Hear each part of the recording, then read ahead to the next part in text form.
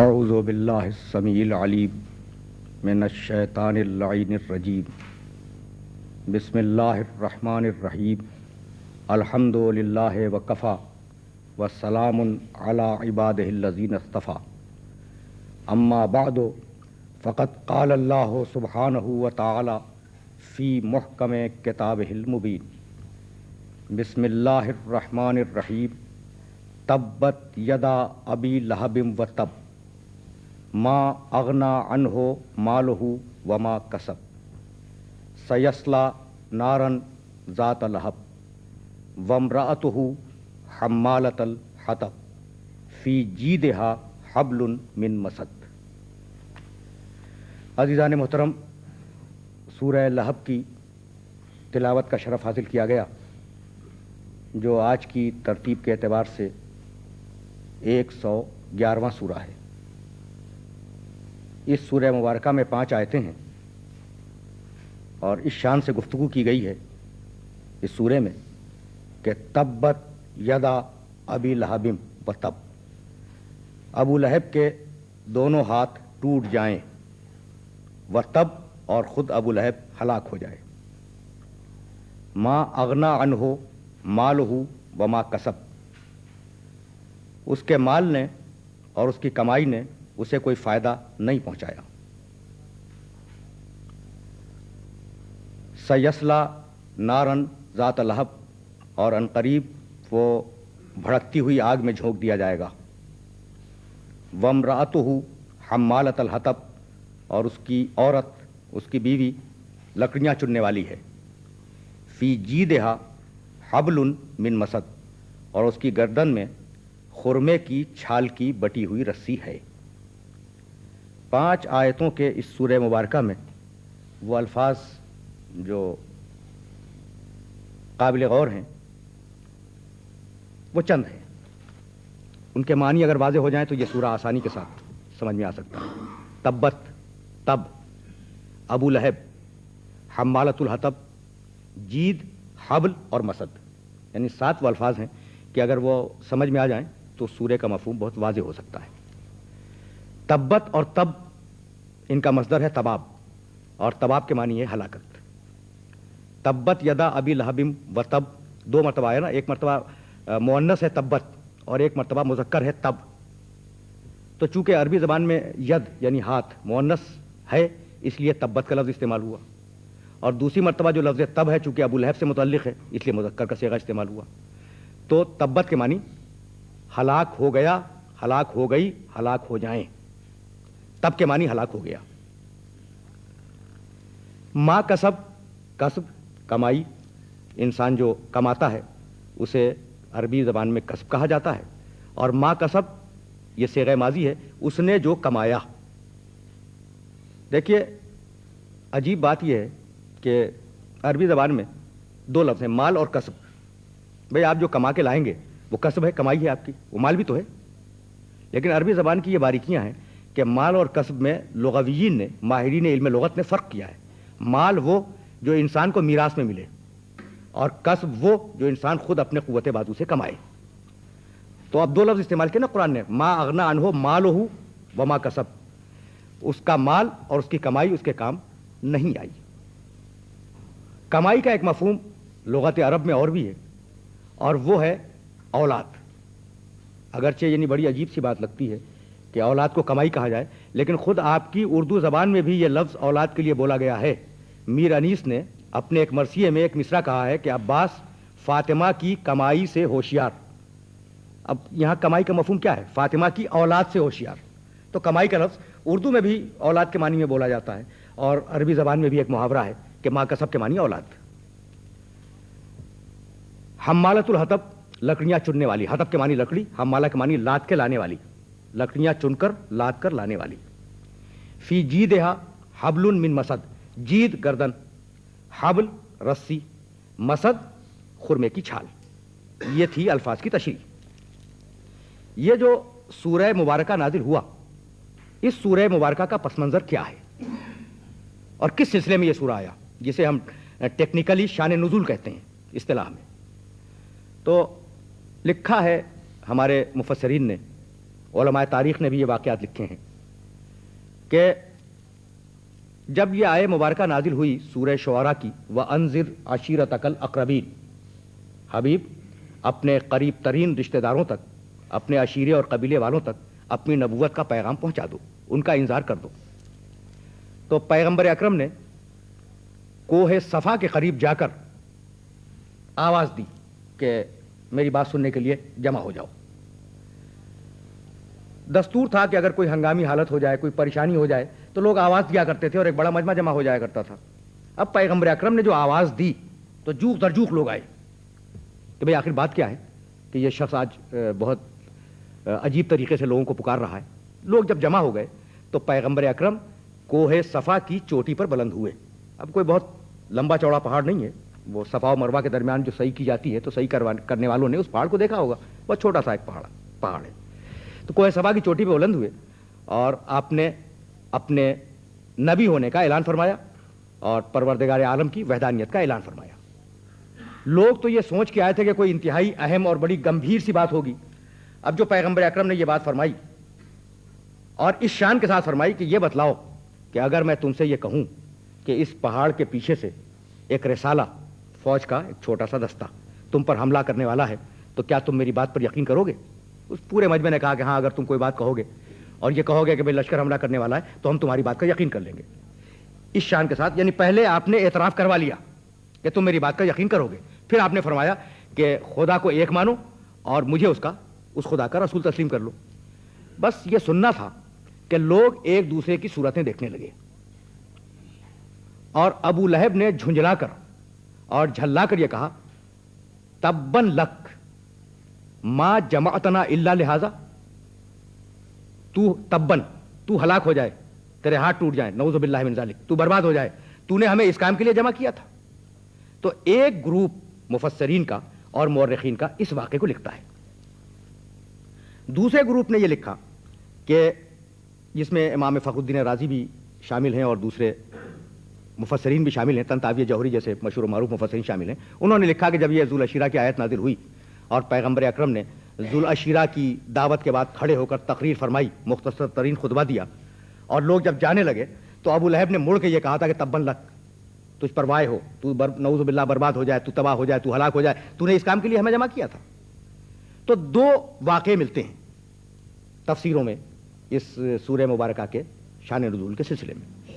لیکن اگر آپ ملاحظہ فرمائیں گے تو آپ کو یہ اندازہ ہوگا کہ تاریخ نے اور سیرت کی کتابوں نے مختلف مقامات پر ابو لہب کے اس جملے کو محفوظ کیا ہے.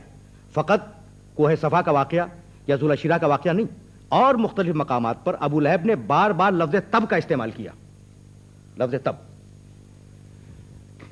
پیغمبر اکرم کے لیے کہ تو نعوذ باللہ ہلاک ہو جائے، تباہ ہو جائے، تیرے ہاتھ ٹوٹ جائے، تو ناکارہ ہو جائے کہ یہ باتیں ہم سے نہ کر سکے. ان جملوں کو پیغمبر اکرم سنتے رہے، یعنی فقط دو واقعے نہیں، اور بھی واقعات ہیں تاریخ کے اندر، ان جملوں کو سنتے رہے اور پیغمبر اکرم نے کسی رد عمل کا کوئی مظاہرہ نہیں فرمایا. پیغمبر اکرم کی تسلی کے لیے اور اس کی زبان بند کرنے کے لیے پروردگار عالم نے اس سورہ کو نازل فرمایا. یہ ہے اس کی بیک گراؤنڈ اور اس کا پس منظر، شان نزول. ذرا ذہن میں باتوں کو محفوظ کرتے چلے جائیں.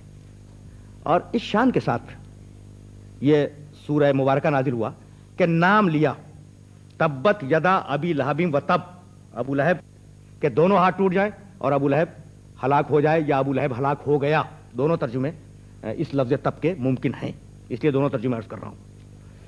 ابو لہب کنیت ہے، نام نہیں ہے. اس کا نام تھا عبد العزیٰ ابن عبد المطلب، اس کی کنیت ہے ابو لہب. لہب کے معنی شعلہ اور ابو لہب کے معنی شعلے والا. تو لکھا ہے مفسرین نے اور علماء لغت نے کہ یہ کنیت اس لیے رکھی گئی تھی کہ اس کے رخسارے سرخ تھے، اس لیے رخساروں کی مناسبت سے اسے ابو لہب پکارا گیا. لیکن اگر آپ توجہ فرمائیں گے تو آپ کو یہ اندازہ ہوگا کہ قرآن ایک عالمگیر کتاب ہے، قرآن ایک آفاقی کتاب ہے. اور عجیب و غریب بات یہ ہے کہ پیغمبر اکرم کے موافقین اور مخالفین جو ان کے عہد میں پائے جاتے تھے، ان میں سے سوائے دو کے کسی کا نام قرآن نے نہیں لیا.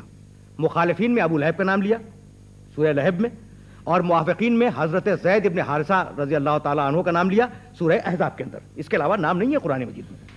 کیوں؟ اس لیے کہ قرآن مجید کا اصول یہ ہے کہ آیت کسی بھی شخص کے لیے نازل ہو، بھیا کتاب آفاقی ہے، کتاب عالمگیر کتاب ہے، اسے ٹائم اور اسپیس کے اوپر محیط ہو جانا ہے، قرآن مجید کو زمان و مکان کے اوپر محیط ہو جانا ہے۔ تو اب یہ جو نجی قصے اور ذاتی قصے آ رہے ہیں، اگر یہ اپنے ہی عہد تک کے لیے ہوں تو اس عالمگیر کتاب میں کیوں رکھے گئے جو قیامت تک رہنے والی ہے؟ تو ہر آیت کے لیے اصول یہ ہے کہ اگرچہ وہ کسی خاص قصے میں نازل ہوئی ہو، لیکن جہاں تک وہ صفتیں جائیں وہاں تک اس آیت کی رینج بھی جائے۔ تو چونکہ ابو لہب کا مفہوم ہے شعلے والا، غیظ و غضب کی کیفیت رکھنے والا، ہر بات پر بگڑ اٹھنے والا، تو اب جہاں تک یہ مزاج جائے اور دشمنی رسول جائے، اس سورے کا رینج بھی وہاں تک جائے گا۔ یہ ہے اصول کہ اب یہ سورہ فقط ابو لہب پہ نہیں رکے گا، جہاں تک بھی بو لہبیت جائے وہاں تک اس سورے کی حدیں بھی جائیں گی۔ اچھا، تو پروردگار عالم نے یہ نام کیوں استعمال کیا؟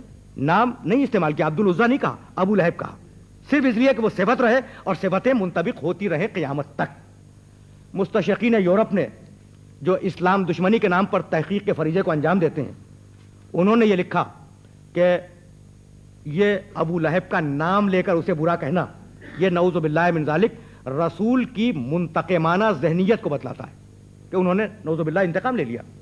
لیکن عزیزان محترم، یہ جو تحقیق کے نام پر اسلام دشمنی کی جاتی ہے، اب ظاہر ہے کہ ہمارا یہ موضوع نہیں ہے، کبھی ہم اس کے اوپر آپ کی خدمت میں اس موضوع پہ گفتگو کریں گے، تو حقیقت میں یہ تحقیق نہیں ہے۔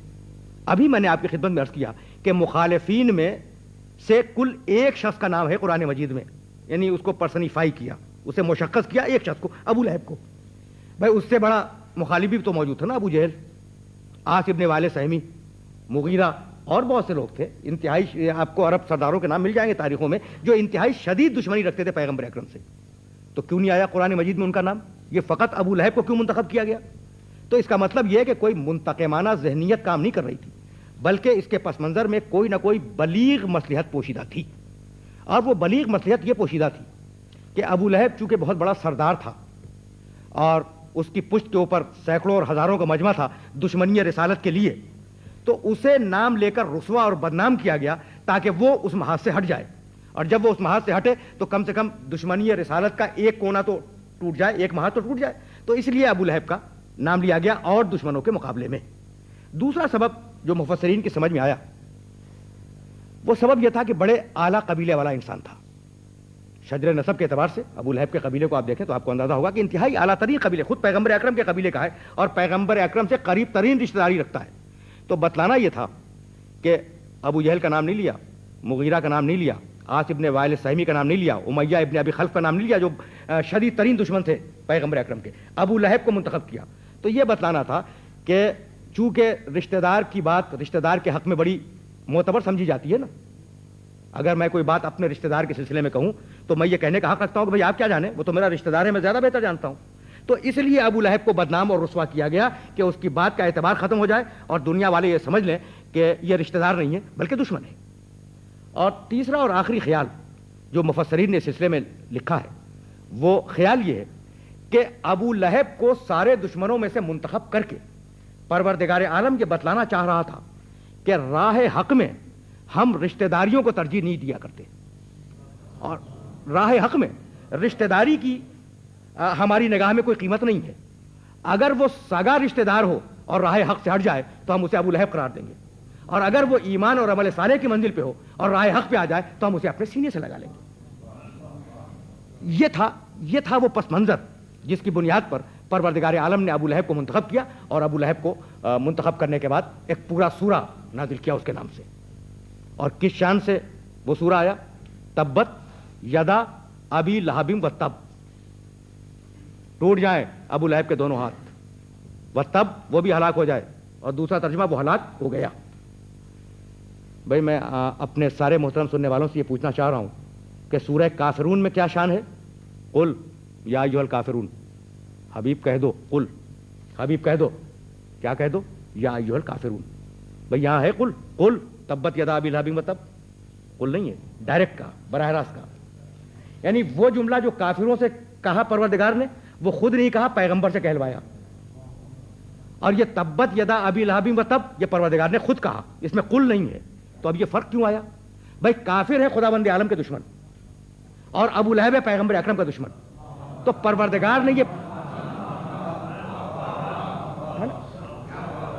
کافر ہے خداوند عالم کے دشمن، اور ابو لہب ہے پیغمبر اکرم صلی اللہ علیہ وآلہ وسلم کا دشمن. تو پروردگار عالم نے یہ پالیسی طے کر دی کہ حبیب اگر میرا دشمن ہوگا تو تو اس سے بات کرے گا، اور جو تیرا دشمن ہوگا اس سے تو بات نہیں کرے گا، میں بات کروں گا. یہ ہے اصول، جس اصول پر پروردگار عالم نے سورہ تبت کو نازل فرمایا. اب دیکھیں کہ کس شان کے ساتھ یہ جملے آگے بڑھیں اور کس بلاغت کے ساتھ اعلان جنگ بھی کیا، اور جنگ کے اعلان کے بعد نتیجے کا بھی اعلان کر دیا. تبت یدا ابی لہب، ٹوٹ جائیں ابو لہب کے دونوں ہاتھ. یہ تو بددعائیہ جملہ ہے نا. وتب، اور وہ ہلاک ہو گیا. بھائی کہاں ہلاک ہوا؟ ابھی تو زندہ موجود ہے، سامنے ہے. کیا نزول سورہ کے وقت وہ ہلاک ہو گیا تھا؟ ہلاک نہیں ہوا تھا. تو پہلے ٹکڑے میں اعلان جنگ ہے کہ ٹوٹ جائیں ابو لہب کے دونوں ہاتھ. وہ ہمارے حبیب کو کہتا ہے تو جواب میں ہم اسے کہتے ہیں، اور وہ تو فقط کوسنے دے کے رک گیا. ہم جو کہیں گے وہ امر ہوگا نا، تو وہ جو امر ہوگا وہ ہر حال میں پورا ہو کے رہے گا. تب وہ ہلاک ہو گیا، یعنی ہم نے اس کی تقدیر میں اور اس کی سرنوشت میں ہلاکت لکھ دی. اس کے دونوں ہاتھ ٹوٹ جائیں. بھئی یہ کون ہے؟ ابو لہب بڑے قبیلے والا ہے، یہ بات طے ہے، اور سردار بھی ہے، یہ بھی طے ہے اپنی جگہ پر. تو دو طاقتیں اپنے پاس رکھتا ہے نا، ایک قبیلے کی طاقت رکھتا ہے اور ایک سرداری کی طاقت رکھتا ہے، اور پھر یہ ہمارے حبیب کے مقابلے پہ آ رہا ہے. تو جب تو صحیح کہ اس کی دونوں طاقتوں کو ہم توڑ دیں. قبیلے کی طاقت بھی ٹوٹے گی، سرداری کی طاقت بھی ٹوٹے گی. ما اغنا عنہ مالہ وما کسب، نہ اس کا مال اس کے کوئی کام آئے گا، اور نہ اس کی کمائی یعنی اولاد اس کے کام آئے گی. توجہات مبذول رہیں. ما اغنا عنہ مالہ وما کسب، نہ اس کا مال اس کے کام آئے گا، اور نہ اس نے جو کمایا ہے، جو دولت کمائی ہے یا جو اولاد ہے اس کی، وہ اس کے کام نہیں آئے گی. بھائی میں پوچھنا یہ چاہ رہا ہوں اپنے سارے محترم سننے والوں سے کہ یہ جو جلال کی کیفیت ہے کہ تبت یدا ابی لہب و تب، ابو لہب کے دونوں ہاتھ ٹوٹ جائیں، بھائی تاریخ اسلام سے اور سیرت کی کتابوں سے کبھی آپ نے پوچھا کہ ابو لہب کا وہ کریکٹر کیا تھا جس پر پروردگار عالم کو اتنا جلال آ گیا؟ کیا کل یہ دو واقعے، کوہ صفا کا ایک واقعہ اور ذوالعشیرہ کا دوسرا واقعہ، ان دو واقعوں پہ اتنا جلال آیا؟ یا دو چار جگہوں پہ اس نے اور کہہ دیا کہ تبا لکا، نعوذ باللہ تو ہلاک ہو جائے، تو کیا اس پہ جلال آیا؟ نہیں. سیرت کی کتابوں میں ایک واقعہ ہے، اور اگر آپ اس واقعے کو ذہن نشین فرمائیں گے تو یہ آیت بہت کھل کے سامنے آ جائے گی. سیرت نگاروں نے لکھا کہ پیغمبر اکرم صلی اللہ علیہ وآلہ وسلم کا یہ دستور تھا کہ آپ جب موسم حج میں مجمع خانہ کعبہ کے چاروں طرف جمع ہو جایا کرتا تھا تو تبلیغ کے لیے تشریف لے جاتے تھے. دیکھیے حج جاہلیت میں بھی تھا، ان کے اپنے طریقے تھے، ان کی اپنی رسمیں تھیں، ان کے اپنے روایات تھے، لیکن وہ ایک موسم حج میں اجتماع کیا کرتے تھے اور حج کرتے تھے اپنے طریقے سے. چونکہ ایک بہت بڑا اجتماع ہوتا تھا، پیغمبر اکرم اس اجتماع کو استعمال فرماتے تھے تاکہ ان کا پیغام پوری دنیا میں پھیل جائے. ان حج پہ آنے والوں کے ذریعے تشریف لے جاتے تھے، عکاس کے میلے میں تشریف لے جاتے تھے، گلی کوچوں میں اعلان توحید فرماتے رہتے تھے. لکھا ہے سیرت نگاروں نے کہ ادھر پیغمبر اکرم کی ایک سیرت تھی مستقل کہ وہ گلیوں میں اور کوچوں میں جا کے تبلیغ کریں اور حاجیوں کے پاس جائیں، ان کے سامنے اعلان توحید کریں. اور دوسری طرف ایک طریقہ تھا ابو لہب کا کہ وہ دو جھولیاں لے کر ان میں پتھر بھر لیا کرتا تھا اور انہیں اپنے دونوں کندھوں سے لٹکا لیتا تھا اور دونوں ہاتھوں سے پتھر نکال کر پیغمبر اکرم کی پنڈلیوں کو مارتا تھا. یہ تاریخ ہے بھائی، عجیب و غریب بات ہے. یہاں تک کہ پیغمبر اکرم کی ساقھائے مبارک زخمی ہو جایا کرتی تھیں.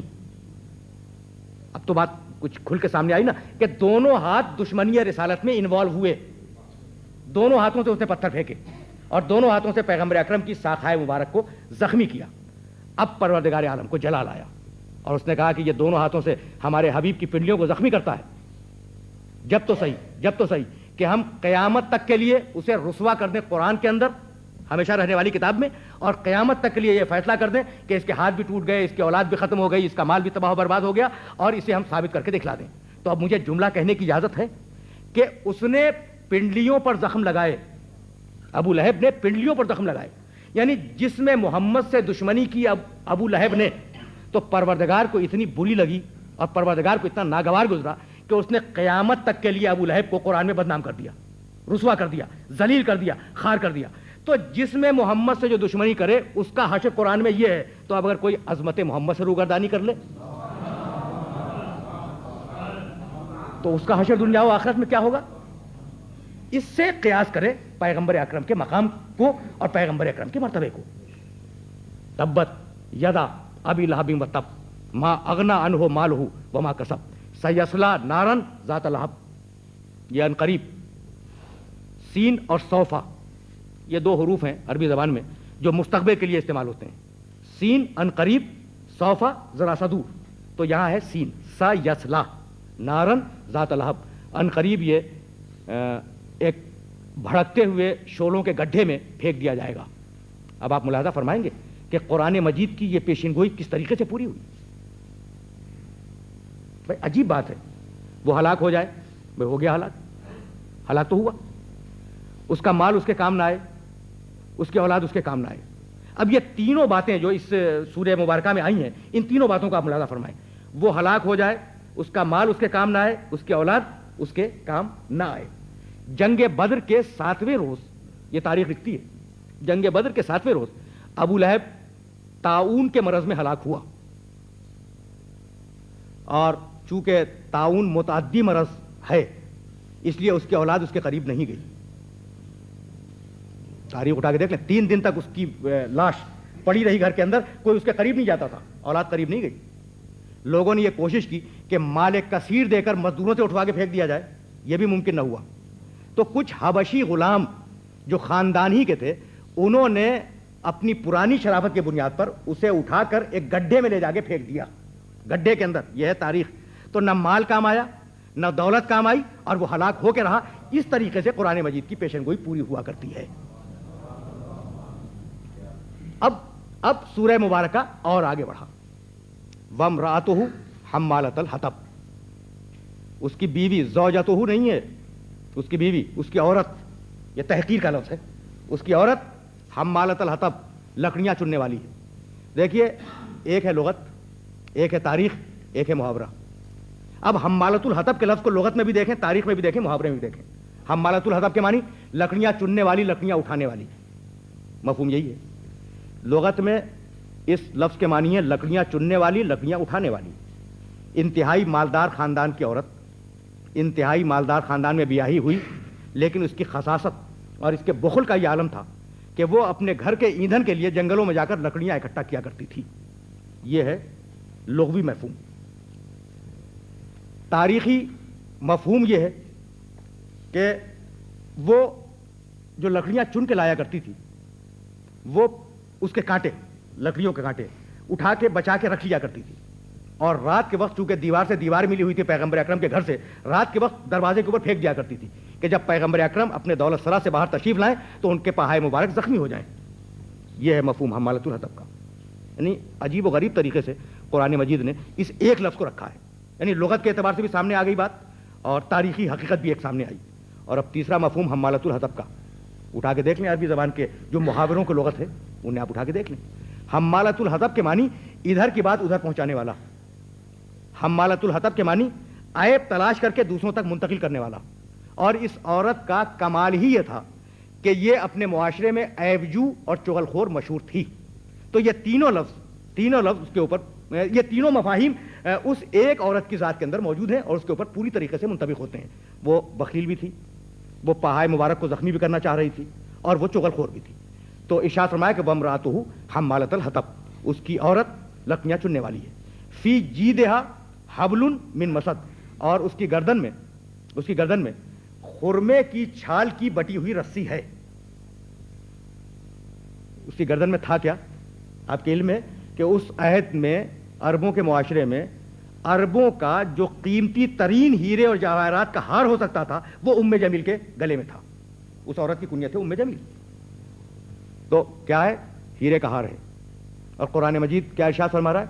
फी जीदिहा हबलुन मिन मसद, उसके गले में खजूर की छाल की बटी हुई रस्सी है।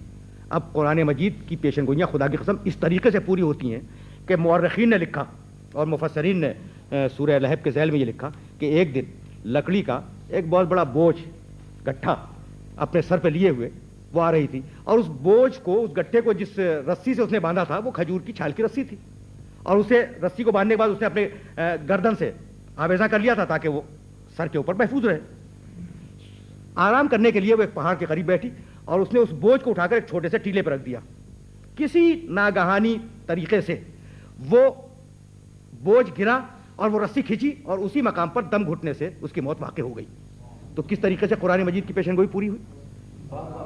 بس یہی میری گفتگو کی آخری منزل ہے کہ یہ طریقہ پروردگار عالم کا نہیں ہے, یہ طریقہ قرآن مجید کا نہیں ہے, اور یہ طریقہ پیغمبر اکرم کا نہیں ہے کہ مصلحتوں کو دیکھ کر اعلان حق میں کمی کی جائے.